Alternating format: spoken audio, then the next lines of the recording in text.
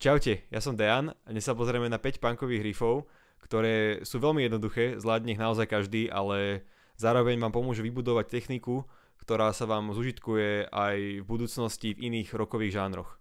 Punková hudba je podľa mňa taká výborná štartovacia línia pre každého rockového gitaristu, lebo punkové skladby nie sú nejaké príliš dlhé, nie sú aj nejaké príliš zložité, čo sa týka kompozície, nie sú ani technicky veľmi náročné, ale obsahujú taký mix techník, ktoré sú veľmi dôležité pre každého rockového hráča, aj metalového dokonca, takže poďme sa na to pozrieť.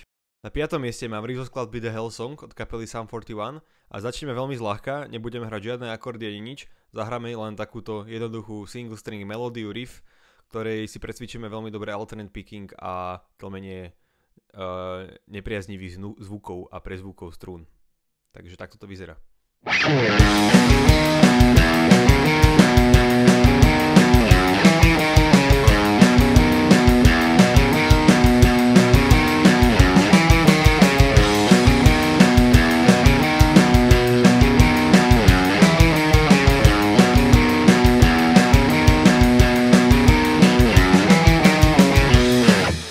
Na 4. mieste máme Offspring, konkrétne riff zo skladby Pretty Fly for a White Guy a v tomto riffe máme zakomponované už konečne nejaké akordy a konkrétne najtypickejší akord pre celú rockovú muziku a aj pre punk, power akord.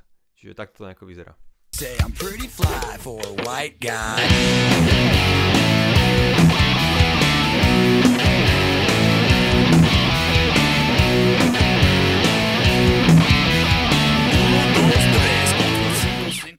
Na 3. mieste máme riff zo skladby American Idiot od kapely Green Day a táto skladba bola zakázaná vo viacerých amerických rádiách, ale podľa mňa je výborná, aj ten riff je výborný. V tomto riffe sa naučíme techniku tlmenia úderov ľavou rukou a takisto je veľmi výborný na nácvik power akordov. Čiže takto to nejako vyzerá.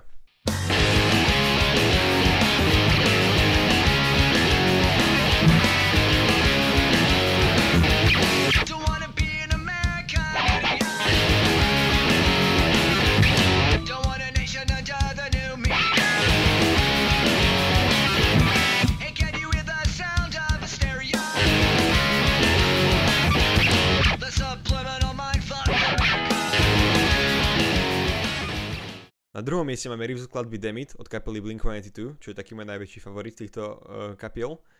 A tento riff vznikol tak náhodne, ako by ste čakali, že vzniknú punkové riffy, že vraj pri ladení gitary, čiže úplnou náhodou. Ale má v sebe takú zaujímavú techniku, ktorú volám string skipping, po slovensky by som to povedal ako preskakovanie strún. A táto technika je pomerne ťažká, čiže tento riff by sme vedeli zaradiť už možno aj pre pokročilých, ale stále je to veľmi zvládnutelný riff. A treba iba dávať pozor na to, aby sme netrafili strúnu, ktorá sa nachádza medzi tými dvoma strúnami, ktoré chceme triafať. Takže takto nejak to vyzerá.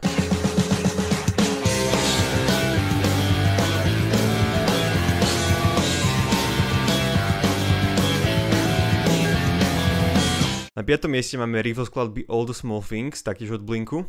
Tento riff je taká zmes všetkých tých techník, ktoré sme sa dneska naučili, čiže máme tam zatlmovanie, máme tam downpicking, máme tam power akord samozrejme. A zvyšok tej pesničky vôbec nie je ťažký, celé sa to odohráva na 3 power akordoch a je to výborná pesnička na domáce hranie, na zábavu, alebo ak chcete zapôsobiť na nejakú babu, že ste skvelý gitarista, čiže takto to vyzerá.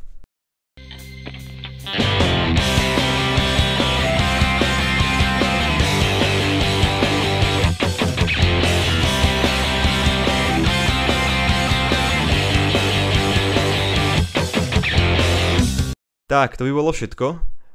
Dajte mi určite vedieť, aké sú vaše obľúbené riffy pre začiatočníkov a možno sa aj niekedy v budúcnosti pozrieme. Dajte like, dajte odber, ak vás zaujímajú takéto videá o hudbe a o gitare a vidíme sa v ďalšom videu. Čaute.